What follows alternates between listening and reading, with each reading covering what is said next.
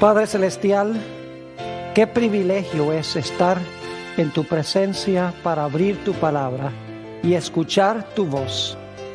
Pedimos, Padre, que tu Espíritu Santo nos acompañe al estudiar las páginas de tu santo libro. Pedimos, Señor, que nos des mentes claras y corazones dispuestos a recibir la semilla de la verdad. Te lo rogamos en el precioso nombre de tu Hijo, Cristo Jesús. Amén. Vamos a comenzar nuestro estudio de hoy en el libro de Génesis, el capítulo 6, y vamos a leer el versículo 5. En este versículo se está describiendo la maldad del mundo antes del diluvio, inmediatamente antes del diluvio universal. Y quiero que noten cómo se habría proliferado el pecado. Dice allí en Génesis 6 y el versículo 5, y vio Jehová que la maldad de los hombres era mucha en la tierra, y que todo designio de los pensamientos del corazón de ellos era de continuo solamente el mal. Fíjense la terminología tan vívida que se usa. Habla de la maldad, que era mucha, y que todo designio de los pensamientos del corazón del hombre era de continuo solamente el mal. ¿Cuál fue el resultado de esta maldad?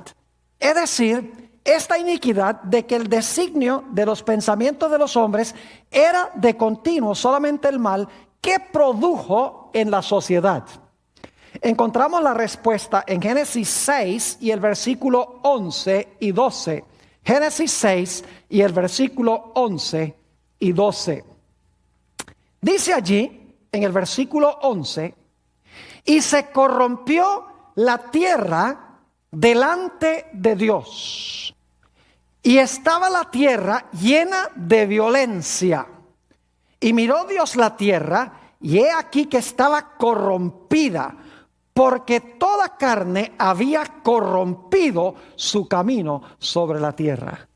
Fíjense el número de veces en este pasaje que se usa la palabra corrompida o corrompido. Y fíjense también que se enfatiza que la tierra estaba llena de violencia. Ahora la pregunta clave es, ¿qué fue lo que causó que el mundo alcanzara esta condición? ¿Cómo es que todo designio de los pensamientos del corazón del hombre eran de continuo el mal? ¿Cómo es posible que la tierra estaba corrompida y llena de violencia? ¿Qué fue lo que causó esta condición? La respuesta la hallamos en Génesis 6 y los versículos 1 al 4, que vienen inmediatamente antes del texto con que empezamos nuestro estudio de hoy.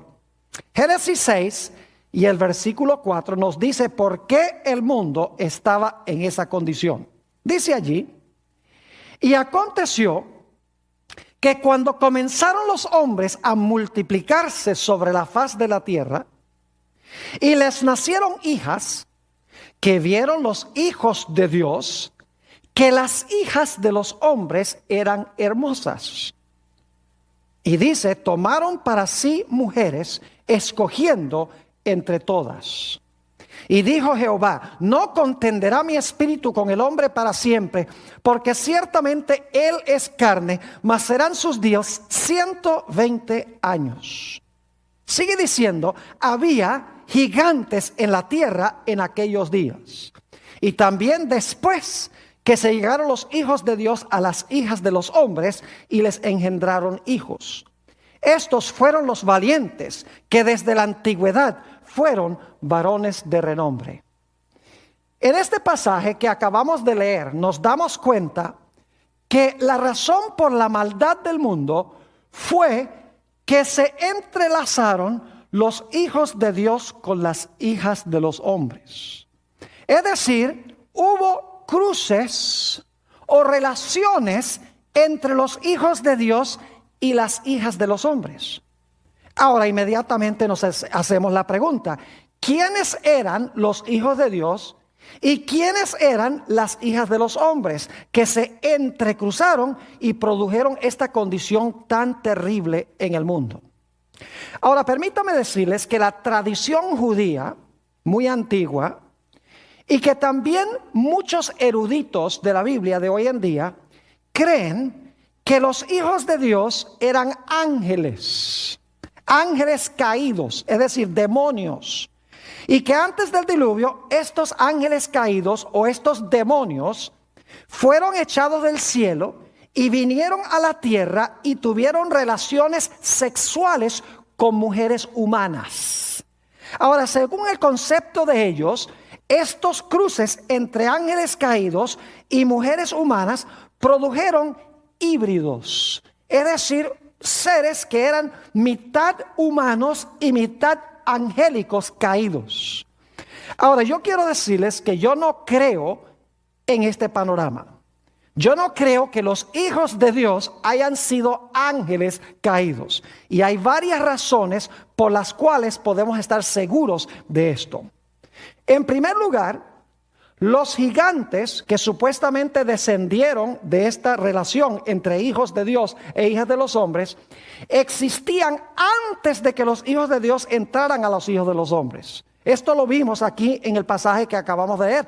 Dice que había gigantes en aquellos días y también antes de que los hijos de Dios entraran a las hijas de los hombres. Es decir, los gigantes, que es la palabra hebrea nefilim, no fueron el fruto del cruce entre los hijos de Dios y las hijas de los hombres, porque ya había nefilim o gigantes antes de que se entrecruzaran los hijos de Dios con las hijas de los hombres. Además de eso, la Biblia nos dice en Números 13 que los nefilim o los gigantes estaban en Canaán después del diluvio, mucho después del diluvio. Ahora, el diluvio destruyó a todos los impíos.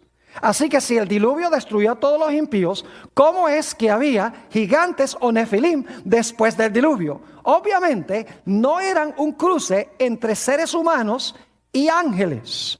Además de eso, el Señor Jesucristo dijo claramente que los ángeles no se casan ni se dan en casamiento. Es decir, los ángeles no pueden tener relaciones sexuales. Entonces nos preguntamos, si en realidad no eran los hijos de Dios, ángeles, ¿quiénes eran? Yo creo que el contexto inmediato nos explica claramente quiénes eran. Hay en realidad 4 puntos que quiero compartir con ustedes sobre la identidad de los hijos de Dios. Porque las hijas de los hombres está claro que eran mujeres humanas. Los hijos de Dios, ese es el punto de conflicto. Ahora, en primer lugar, quiero que notemos el contexto inmediato de Génesis, el capítulo 6. En el capítulo 4 de Génesis, escuchen bien, tenemos la genealogía de Caín. Luego en Génesis 5, tenemos la genealogía de Set. Fíjense, tenemos la genealogía de los impíos, de Caín. Luego tenemos la genealogía de los justos de Set. Y luego en el capítulo 6, 1 al 4, se mencionan los hijos de Dios y las hijas de los hombres.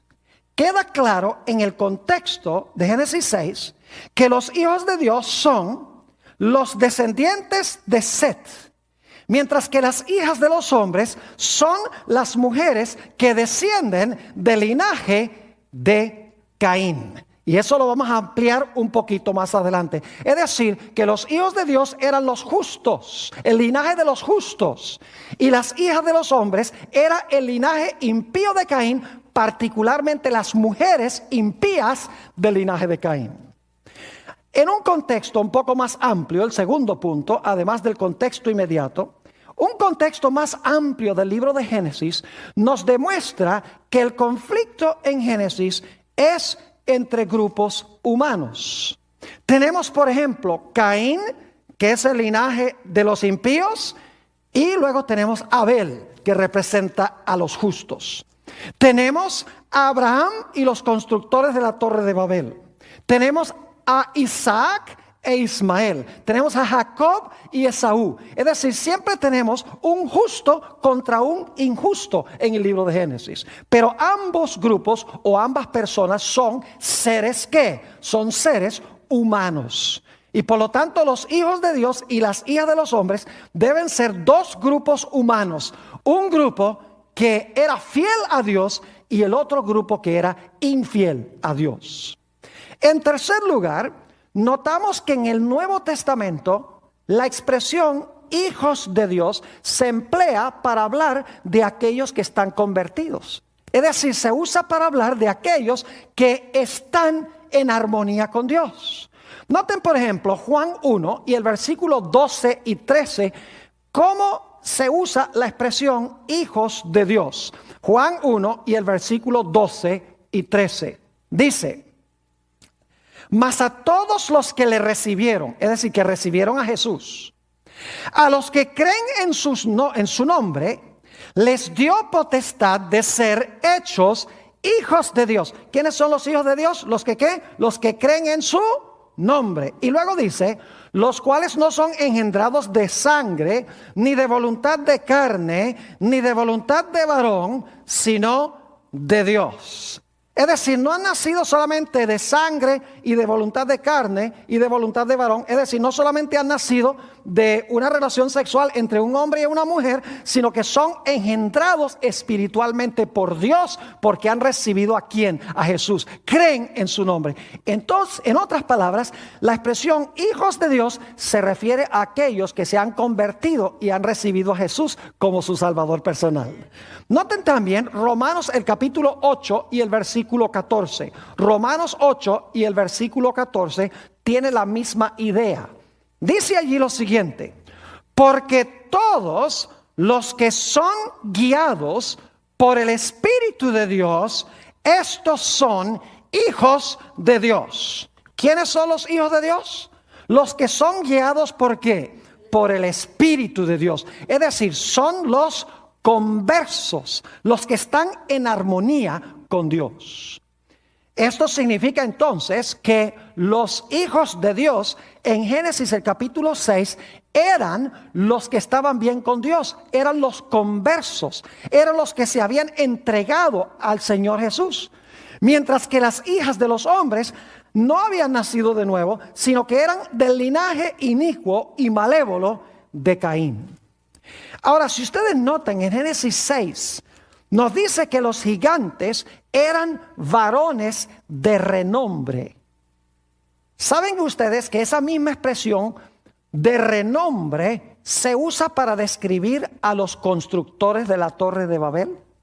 ¿Recuerdan que los que construyeron la Torre de Babel en realidad dijeron: no nos esparzamos por la tierra, sino que unámonos todos y formemos una sociedad unida en Babel para que hagamos un nombre para nosotros? Vamos a leerlo, Génesis 11 y el versículo 4 y 5. Dice allí, hablando de los constructores de la Torre de Babel: y dijeron: vamos, edifiquémonos una ciudad y una torre, cuya cúspide llegue al cielo. Y ahora escuchen: y hagámonos un ¿qué?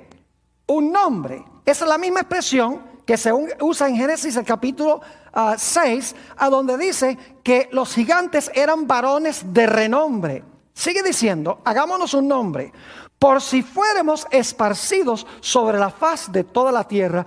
Y descendió Jehová para ver la ciudad y la torre que edificaban, ahora escuchen, los hijos de los hombres. ¿Quiénes eran los que estaban edificando la Torre de Babel? Los hijos de los hombres.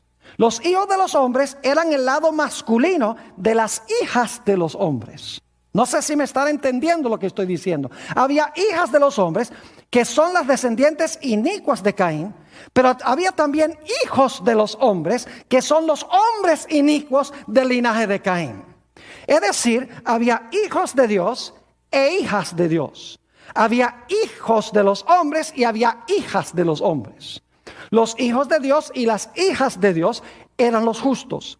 Los hijos de los hombres y las hijas de los hombres eran el linaje de los impíos. Los constructores de la Torre de Babel eran los hijos de los hombres. Eran la parte masculina que se menciona en el linaje de Caín, que son las hijas de los hombres. ¿Están entendiendo lo que estoy diciendo? Es decir, los constructores de la Torre de Babel eran igual que las hijas de los hombres. Estaban emprendiendo una empresa inicua, impía. Estaban corruptos. Por eso se le llama hijos de los hombres. Igual que en la genealogía de Caín se le llama a las mujeres las hijas de los hombres. Hemos visto 3 razones por las cuales los hijos de Dios representan a los justos, a los que recibieron a Dios. En primer lugar, nos dimos cuenta que el contexto inmediato lo indica así, porque tenemos el linaje de Caín y el linaje de Set inmediatamente antes de mencionarse hijos de Dios e hijas de los hombres. En segundo lugar, nos hemos dado cuenta que el conflicto en Génesis es entre un grupo humano impío y otro grupo que es santo. En tercer lugar, nos hemos dado cuenta que la expresión los hijos de Dios en el libro de Génesis significa, al igual que en otras partes de la Biblia, significa aquellos que se han convertido al Señor. Ahora, en cuarto lugar, quiero leer citas de 2 expositores de la Biblia. Uno de ellos, muy famoso, Martín Lutero. Fíjense cómo entendía Martín Lutero el significado de la expresión los hijos de Dios. Dice así: el verdadero significado de este pasaje, es decir, Génesis 6, 1 y 2, es que Moisés identifica a los hijos de Dios como aquellos que tenían la promesa de la bendita simiente. Fíjense que los hijos de Dios eran los del linaje que tenían la promesa de la bendita simiente. Lutero no creía que los hijos de Dios eran ángeles que descendieron del cielo. Obviamente él creía que eran el linaje de donde iba a venir finalmente la simiente. Otra comentarista dice esto en cuanto a la identidad de los hijos de Dios. Dice ella, Elena White, Seth tenía una estatura más noble que Caín o Abel. Seth es el que empieza el linaje de los justos en Génesis 5. Y se parecía más a Adán que cualquiera de sus otros hijos. Los descendientes de Seth se separaron de los descendientes impíos de Caín. ¿Ven la idea? Los de Seth se separan de la descendencia de Caín. Aquellos atesoraban el conocimiento de la voluntad de Dios. Los descendientes de Seth atesoraban el conocimiento de la voluntad de Dios. Mientras que la raza impía de Caín no tenía ningún respeto para con Dios y sus santos mandamientos. Pero cuando los hombres comenzaron a multiplicarse sobre la tierra, los hijos de Seth vieron que las hijas de los descendientes de Caín eran muy hermosas. ¿Lo captaron? Dice, los hijos de Dios vieron que las hijas de los hombres eran hermosas, dice en Génesis 6. Pero esta comentarista dice, explicándolo, los hijos de Seth vieron que las hijas de los descendientes de Caín eran muy hermosas y se apartaron de Dios y así lo disgustaron, tomando esposas que escogieron entre la raza idólatra de Caín. ¿Cuál fue el gran pecado entonces que llevó a la maldad que se encontraba en el mundo? El gran pecado fue las relaciones entre los conversos, los fieles, los hijos de Dios y las descendientes del linaje impío de Caín. Es decir, fue la unión de los justos con los injustos que corrompió la tierra y finalmente llevó al diluvio. Volvamos otra vez a Génesis 6 y el versículo 2 para ver algo muy interesante aquí en Génesis 6 y el versículo 2. Dice allí que viendo, ahora fíjense, que viendo los hijos de Dios que las hijas de los hombres eran hermosas, tomaron para sí mujeres, escogiendo entre todas. Pregunto, ¿quién tomó la iniciativa? ¿Fueron las hijas de los hombres las que se metieron con los hijos de Dios o los hijos de Dios los que vieron y los que escogieron y los que entraron. La iniciativa fue tomada ¿por quiénes? Por los hijos de Dios. Es decir, los fieles empezaron a ver algo en las hijas de los hombres muy interesante. Es decir, que las hijas de los hombres apelaban a los ¿qué? Apelaban a los ojos de los hijos de Dios. Ahora yo me pregunto, ¿qué habrán visto los hijos de Dios en las hijas de los hombres? Yo quiero preguntarles, ¿ustedes creen que también había en el mundo hijas de Dios? ¿Creen que había hijas de Dios también? Sí, no solamente había hombres fieles del linaje de Set, sino que ellos también tenían ¿qué? Esposas que eran hijas de Dios. Mi pregunta es esta: ¿por qué los hijos de Dios empezaron a mirar a las hijas de los hombres en vez de prestarle atención a las hijas de Dios? Algo tenían las hijas de los hombres que no tenían las hijas de Dios. Algo apelaba a los ojos de los hijos de Dios que tenían las hijas de los hombres que no tenían las hijas de Dios. ¿Están entendiendo lo que estoy diciendo? Había algo externo en las hijas de los hombres que no tenían las hijas de Dios. Y por lo tanto los hijos de Dios empezaron a ignorar a las hijas de Dios y empezaron a prestarle atención a las hijas de los hombres, porque vieron algo en las hijas de los hombres diferente que lo que habían visto en las hijas de Dios. Ahora la pregunta clave es: ¿qué vieron en las hijas de los hombres que no veían en las hijas de Dios? Ahora yo quiero decirles que más de 75 veces en el libro de Génesis se enfatiza la importancia de un nombre. En Génesis, cuando hay un nombre, el nombre es muy importante. Hay que buscarle el significado al nombre. Tenemos muchos ejemplos. Por ejemplo, la palabra Eva. El nombre Eva significa madre de los vivientes. El nombre Set significa el que ocupa el lugar de, porque él ocupó el lugar de Abel, quien fue asesinado por su hermano. El nombre Babel significa confusión. Se subraya eso en Génesis. El nombre Peniel significa rostro de Dios. El nombre Betel significa casa de Dios. El nombre Abraham luego es cambiado a Abram. Tenemos a Sarai, que es cambiado a Sara, es decir, de risa a princesa. El nombre Jacob, suplantador, indica su carácter. Y luego cuando vence se le llama Israel. Es decir, en Génesis los nombres no son solamente distintivos, sino que los nombres tienen gran importancia. Ahora ustedes dirán, pero Pastor Bor, ¿qué tiene esto que ver con los hijos de Dios y las hijas de los hombres? Dice que los hijos de Dios vieron que las hijas de los hombres eran hermosas. Ahora, hemos dicho que las hijas de los hombres son las mujeres que eran descendientes ¿de quién? De Caín. Ahora, fíjense qué interesante esto. ¿Saben ustedes que el linaje de Set, si ustedes leen Génesis el capítulo 5, van a descubrir que en el linaje de Set, de los justos, se mencionan solamente hombres? No se menciona ni una sola mujer. Pero en la genealogía de Caín, no pierdan este punto, en la genealogía de Caín se mencionan por nombre 3 mujeres. Y esas 3 mujeres en el linaje de Caín son las hijas de los hombres que encontramos en Génesis el capítulo 6. No sé si me están entendiendo lo que estoy diciendo. Es decir, el linaje de Set son los hijos de Dios, masculino, porque no se mencionan sino hombres. Pero las hijas de los hombres son del linaje de Caín, porque en el linaje de Caín se mencionan los nombres de 3 mujeres. Ahora, la pregunta clave e importante es esta.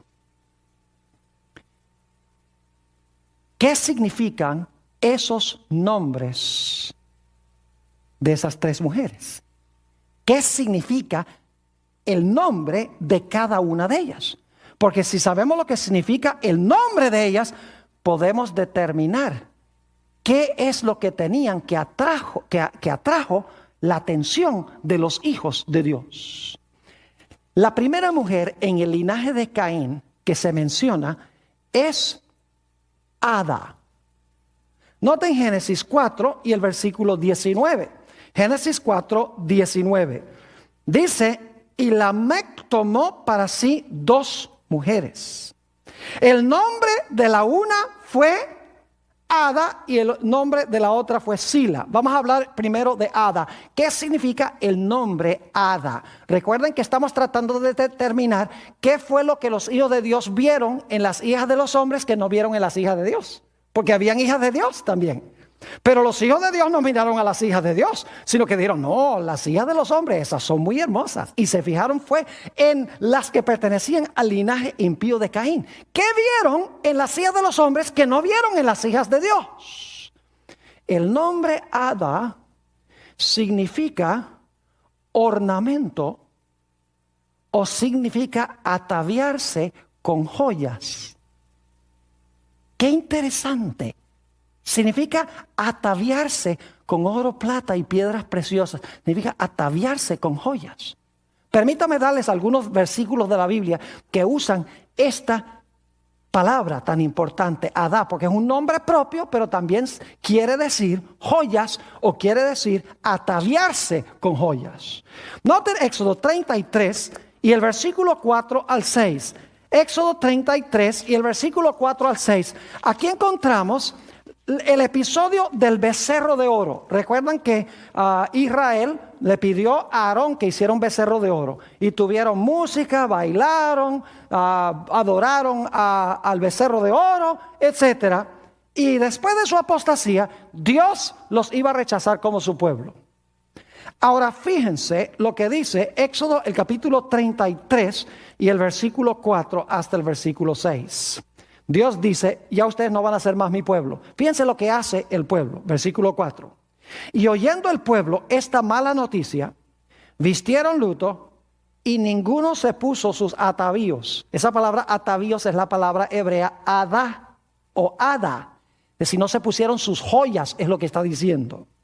Porque Jehová, ahora escuchen, ¿por qué se las quitaron? Porque Jehová había dicho a Moisés, di a los hijos de Israel, vosotros sois pueblo de dura cerviz. En un momento subiré en medio de ti y te consumiré.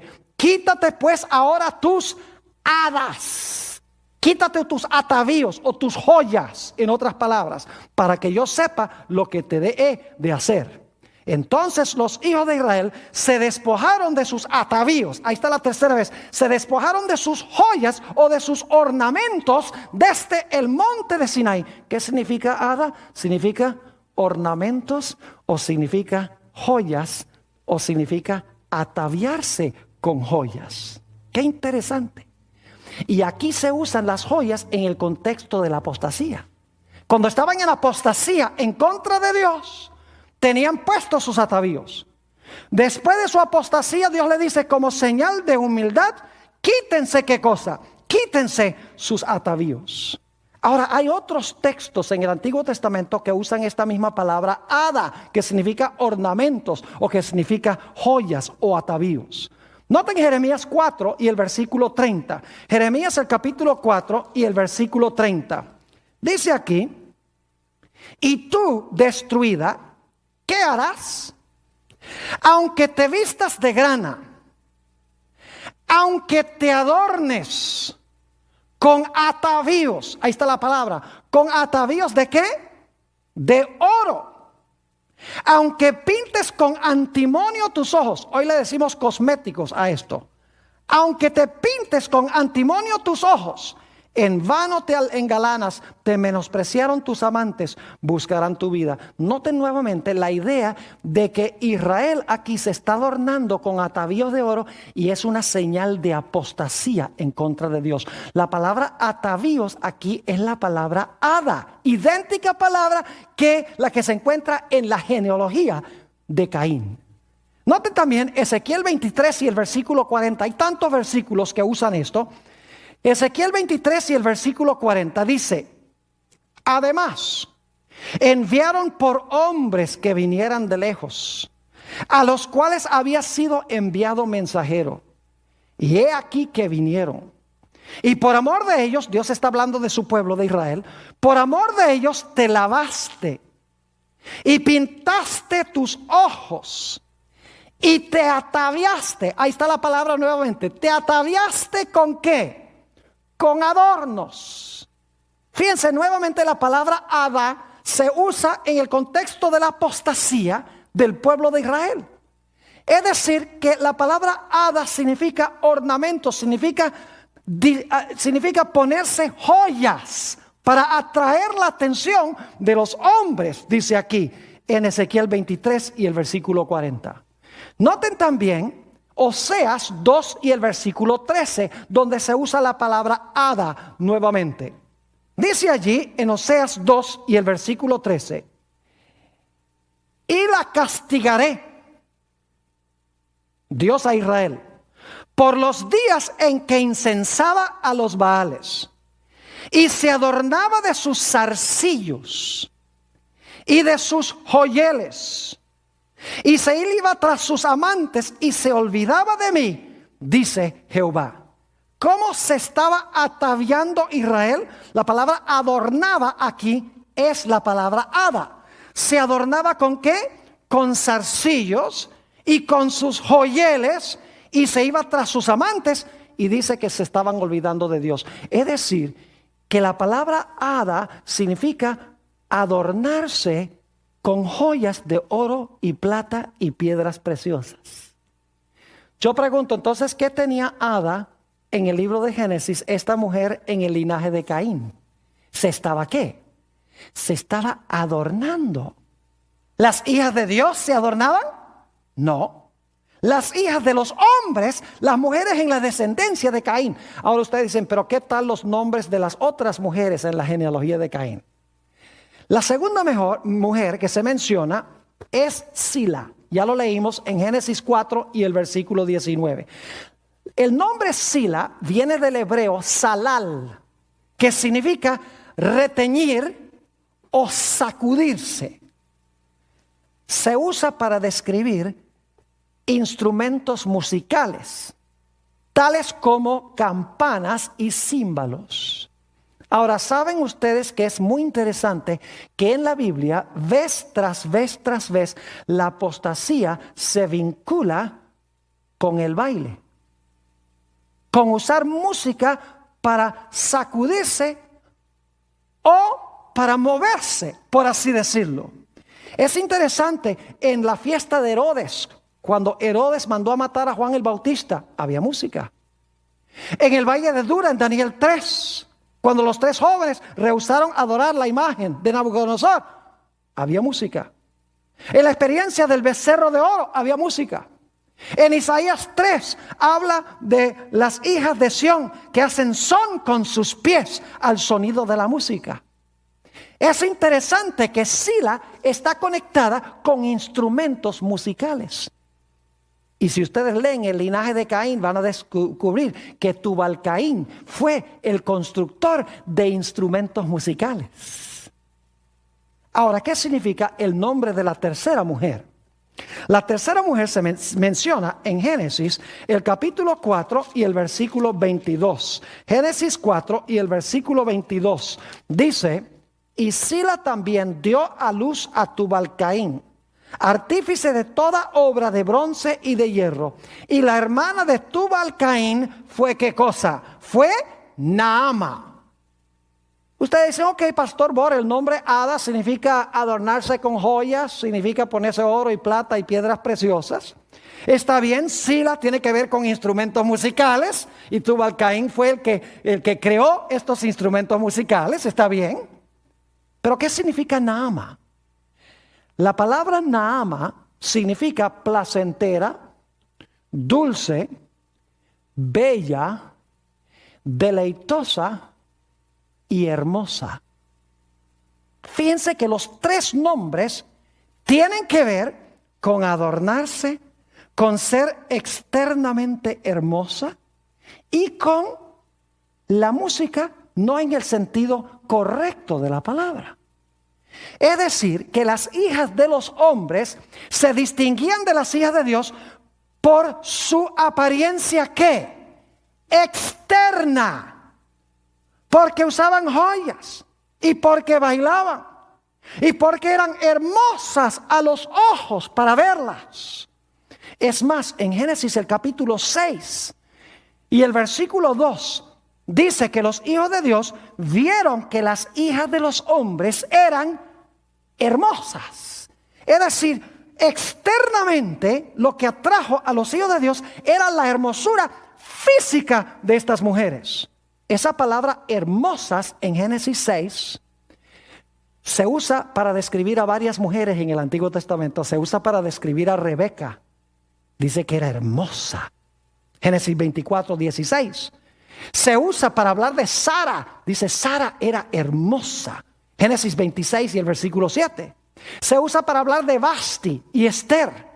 En Esther 1 y el versículo 11. Y el capítulo 2 y el versículo 2. Y se usa también para describir a Betsabé. ¿Han oído hablar de Betsabé? Esa mujer a quien David dice, vio a esta mujer que se estaba bañando desnuda fuera del balcón del palacio. Y dice que era muy hermosa su apariencia externa. ¿Qué fue entonces lo que miraron los hijos de Dios en las hijas de los hombres? Sus cualidades, ¿qué? Externas, joyas, música, su hermosura externa, su belleza externa. Y la pregunta es, ¿y las hijas de Dios no tenían esa belleza? Debe ser que no tenían la misma clase de belleza, porque los hijos de Dios no las miraron a ellas, miraron fue a las otras. ¿Saben cuál era el problema? El problema es que las hijas de Dios no usaban esas cosas, ni participaban en esa música, ni enfatizaban tampoco las cualidades externas, enfatizaban la belleza del carácter. Y llegó el momento en que los hijos de Dios ya no querían mirar a las hijas de Dios, sino a las hijas de los hombres por sus cualidades externas. Y claro, con el transcurso del tiempo, las hijas de Dios no se iban a quedar atrás. Dice, los hijos de Dios no nos quieren mirar a nosotros, así que nosotros también tenemos que pintarnos y también tenemos que arreglarnos un poco para atraer la atención de los hijos de Dios, para que no se vayan solo tras las hijas de los hombres. Y como resultado, escuchen bien, se corrompió toda la raza humana cuando se entremezclaron los hijos de Dios con las hijas de los hombres que estaban externamente adornadas, y la tierra se llenó de violencia, y todo designio del pensamiento del corazón de los hombres era de continuo solamente el mal.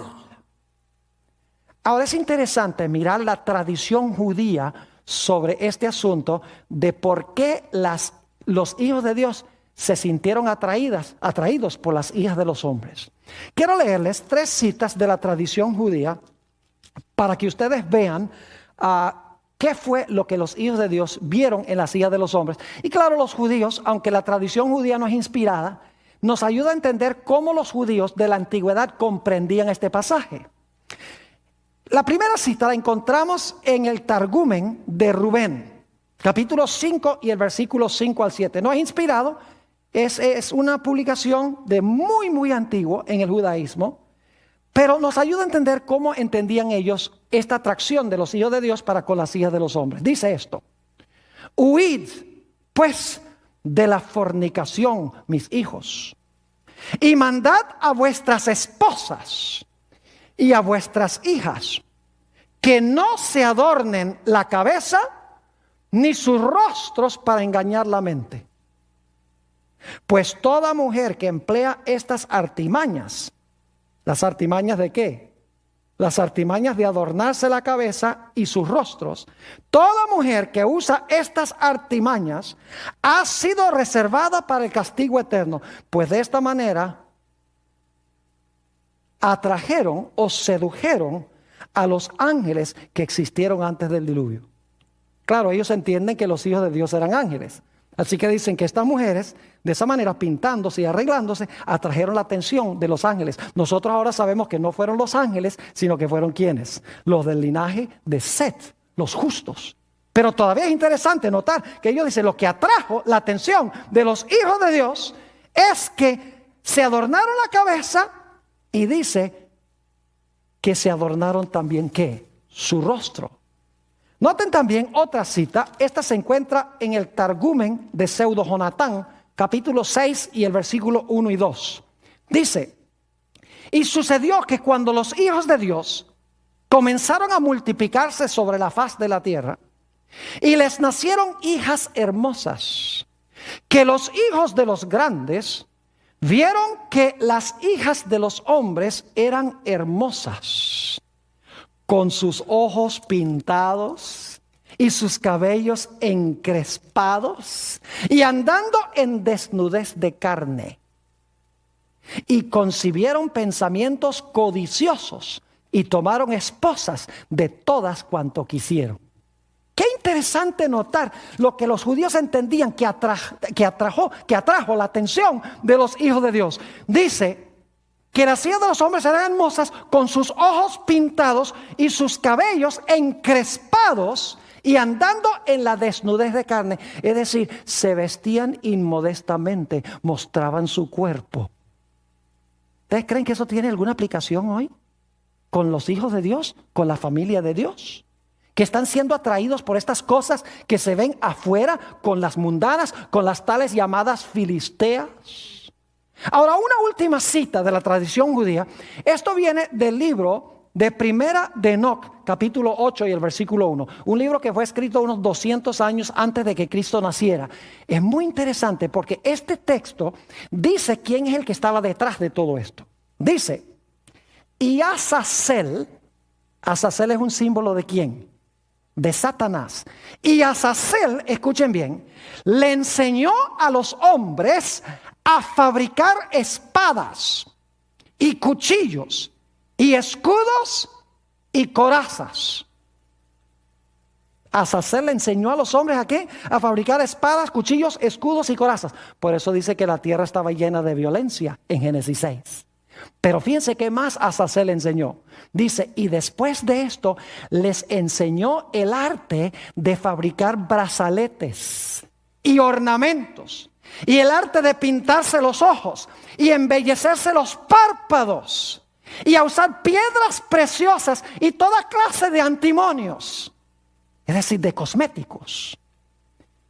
Y el mundo fue cambiado, e imperó gran impiedad y mucha fornicación, y se extraviaron, y todos sus caminos se corrompieron. Qué interesante estas declaraciones de la tradición judía. Ellos entendieron que lo externo que vieron los hijos de Dios era joyas, pintura, cabellos encrespados, etcétera. Y por si acaso alguno dice, bueno, pues es tradición judía, eso no es bíblico. La base está en la Biblia. Porque dice que los hombres se llenaron de violencia. Ahí están los armamentos que menciona esta cita. Dice también en el libro de Génesis que se corrompió la tierra. Y eso es lo que dice esta cita, que se corrompió la tierra. Dice en Génesis que los hijos de Dios vieron que las hijas de los hombres eran hermosas. Aquí dice qué es lo que vieron. Vieron mujeres pintadas con cabellos encrespados, usando cosméticos para pintarse el rostro. Es decir, los hijos de Dios miraron a las hijas de Dios y ¡ay, qué feas las hijas de Dios! Miren, tan ordinarias así. En cambio, miren las hijas de los hombres, qué bonitas son. Todas pintadas, con sus joyas, todas adornadas. Y claro, después de un tiempo, las hijas de Dios dicen, nosotros no nos vamos a quedar atrás. Nosotros también lo vamos a hacer. Y las hijas de Dios empezaron a adornarse también. Y escuchen bien, de los millones de personas que habían en el planeta Tierra antes del diluvio, como resultado de este cruce entre los hijos de Dios que vieron la belleza de los hijos de los hombres, solamente había 8 personas fieles a Dios. No me digan ustedes que el asunto de la vestimenta y la indumentaria nada tiene que ver con la espiritualidad y el cristianismo. Porque en Génesis 6, y según la comprensión de los judíos de la época de Cristo y antes, ellos entendieron que fue esta unión entre las mundanas y los cristianos lo que desmoralizaron al mundo, corrompieron el mundo y trajeron finalmente el diluvio. Es decir, que esta unión aminoró y redujo el número de los fieles de Dios hasta llegar solamente a 8. Y Dios llamó a Noé para reprender esta iniquidad. Es decir, Dios le dijo a Noé, habla y denuncia esto que está sucediendo. Y Noé, según nos dice en el libro de Hebreos, el capítulo 11 y el versículo 7, por su predicación condenó al mundo. Y en 2 de Pedro 2:5 dice que Noé fue un pregonero o un predicador de justicia. Ahora yo quiero preguntarles, ¿lo que pasó antes del diluvio va a pasar nuevamente en el mundo? Claro que sí. Ustedes conocen el pasaje. En Mateo 24 dice, como fue en los días de Noé, así será también la venida del Hijo del Hombre. Lo que pasó allá va a pasar también al fin. ¿Será posible que al final de la historia la iglesia de Dios, los que pertenecen a la iglesia de Dios, van a mirar a los que pertenecen al sistema mundano y lo van a encontrar más bonito y más deseable que lo que encontramos dentro del pueblo de Dios? No cabe duda alguna. Ahora, no tenemos tiempo de entrar en todas las implicaciones, pero quiero compartir con ustedes del libro de Apocalipsis algunos datos muy interesantes. Y no vamos a leer los versículos por la premura del tiempo, pero quiero darles la idea. El libro de Apocalipsis nos habla de un grupo, son los que van a estar vivos cuando el Señor Jesús regrese al planeta Tierra. Los que van a ser trasladados de entre los vivos, como Enoc y como Elías. ¿Saben ustedes que según Apocalipsis 14 y el versículo 4 y 5, este grupo va a estar sin mácula delante del trono de Dios? Van a ser como los hijos de Dios antes que se unieran con las hijas de los hombres. Van a ser castos, limpios, puros. Es más, dice ahí en Apocalipsis 14, 4 y 5, que estos no se contaminaron con mujeres. Así como los hijos de Dios antes del diluvio vieron a las hijas de los hombres, pero dijeron, nosotros no. Se preservaron castos. Dios va a tener un pueblo al final de la historia que se conoce como los 144,000, que van a decir, nosotros no nos vamos a contaminar con mujeres. Ahora, las mujeres representan iglesias apóstatas, representan a aquellos que se han unido con el mundo. ¿Quieren ustedes ver cómo están vestidas esas mujeres en los últimos días? Apocalipsis el capítulo 17 y el versículo 4 y 5. Apocalipsis el capítulo 17 y el versículo 4 y 5. Fíjense cómo están adornadas estas mujeres apóstatas, que los hijos de Dios al final de la historia, los 144,000, los que van a estar vivos, van a decir, nosotros no nos vamos a fijar en las cosas externas. Nosotros vamos a ser fieles a Dios. Dice en Apocalipsis 17 y el versículo 4, y la mujer estaba vestida de púrpura y escarlata y adornada de oro, de piedras preciosas y de perlas. Y tenía en la mano un cáliz de oro lleno de abominaciones y de la inmundicia de su fornicación. Y en su frente un nombre escrito, un misterio: Babilonia la grande, la madre de las rameras y de las abominaciones de la tierra. ¿Cómo estará vestida la iglesia apóstata junto con sus hijas? Dice aquí que está vestida de púrpura y escarlata.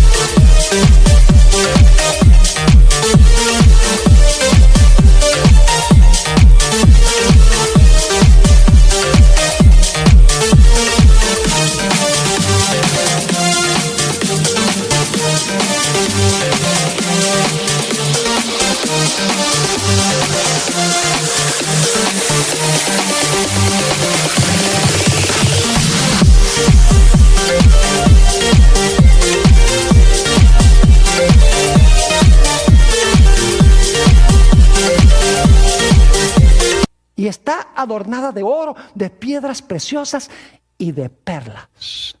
Es decir, que el mundo va a querer atraer la atención del pueblo de Dios, de los fieles que están vivos. Pero dice en Apocalipsis que los 144,000, los que están vivos cuando Jesús venga, van a rechazar los avances de este sistema y van a decir, nosotros nos mantenemos fieles a Dios. No nos convencemos por la apariencia externa de esta iglesia apóstata y de estos que pertenecen a la iglesia apóstata. ¿Saben ustedes? Para mí es una cosa increíble que hoy en día se haya rebajado tanto la norma, específicamente la iglesia que yo represento, la iglesia adventista del séptimo día. Pues, eso ya no se aplica, de eso de los adornos externos y cómo se viste uno para venir a la iglesia, eso ya no se aplica. ¿Cómo que no se aplica?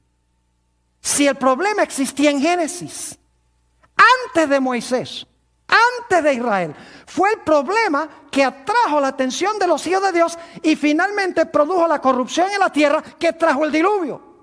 ¿Creen ustedes que al final de la historia también va a suceder lo mismo? A veces yo miro en la televisión estas celebraciones, no adventistas, sino de otras iglesias, y óiganme, se muestra la audiencia y las mujeres están adornadas como si fueran un árbol de Navidad y maquilladas como si tuvieran una máscara. ¿En qué sentido es esto diferente que las descendientes del linaje de Caín?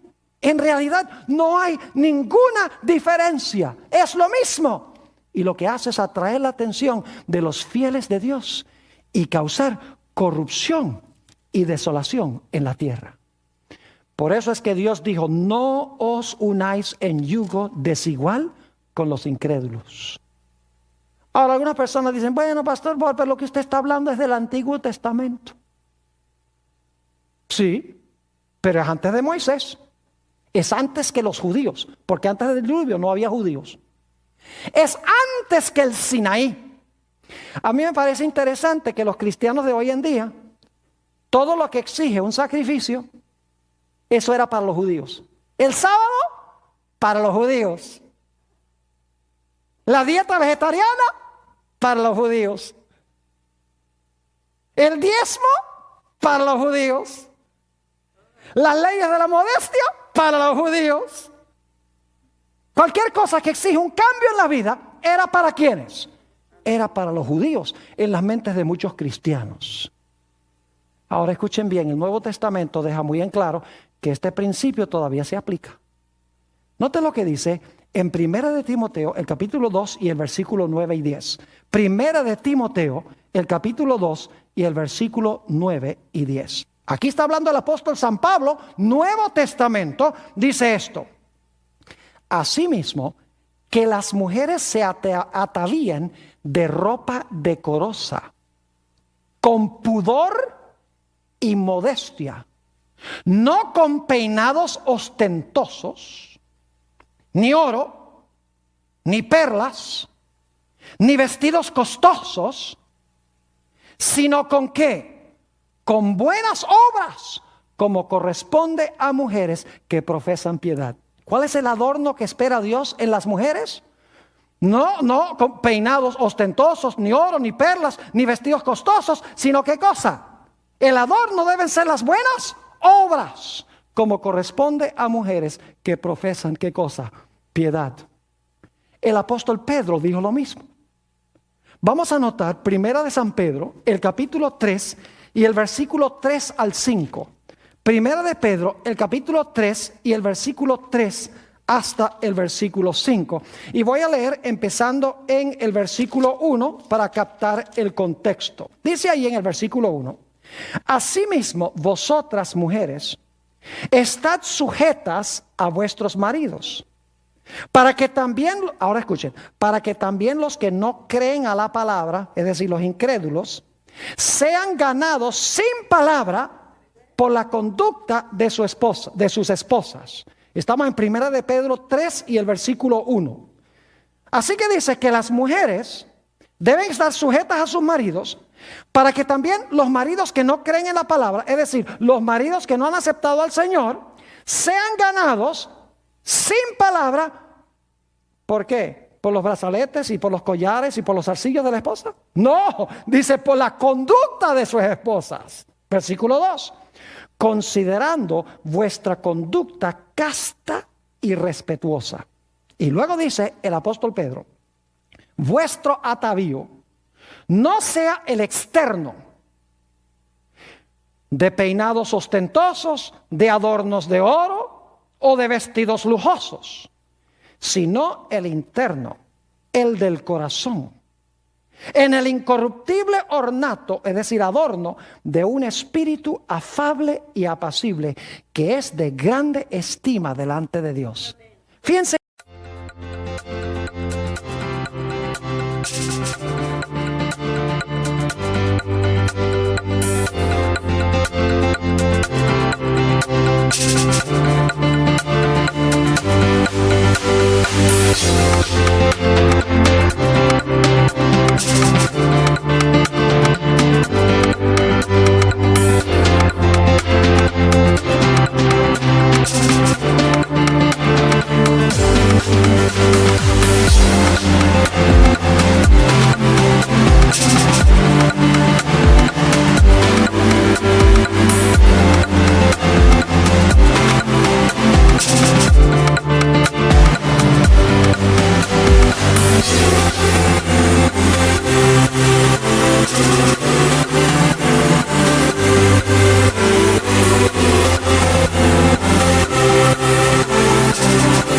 El apóstol Pedro dice que el atavío no debe ser externo, peinados ostentosos, adornos de oro o de vestidos lujosos, sino que nuestro atavío o nuestro adorno debe ser interno.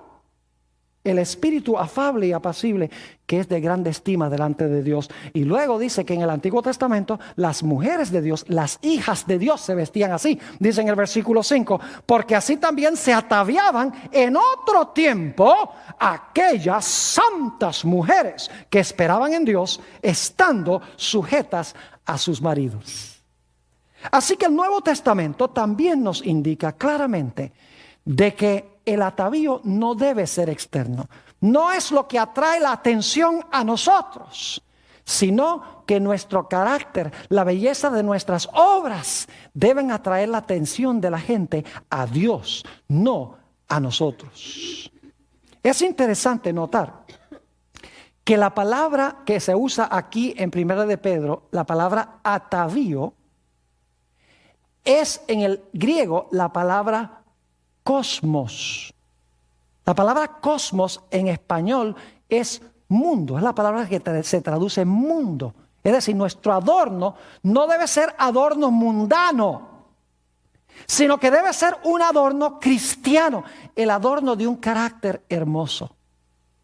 Escuchen bien, muchos cristianos que se hacen pasar por cristianos hoy, lo que hacen es rebajar y destruir el amor de la gente en Dios. El Señor Jesucristo dijo, cualquiera que mira a una mujer para codiciarla, cometió adulterio en su corazón. Muchas mujeres y aún hombres hoy en día se visten de tal manera que tienen la intención de atraer por sus cualidades externas al sexo opuesto y se dicen cristianos. Y como resultado se corrompe la iglesia con el mundo. Y el mundo, en vez de ser mejorado y moralizado por los hijos de Dios, va de mal en peor, hasta que finalmente Dios va a traer sobre este mundo la destrucción, como lo hizo en los días de Noé. Si pues nosotros comemos o bebemos o hacemos cualquier otra cosa, debemos hacerlo todo para gloria de Dios. ¿Qué tal si nosotros escogemos vestirnos como Dios dice? De tal manera que demos un buen testimonio y la gente sea atraída a Dios y no a nosotros.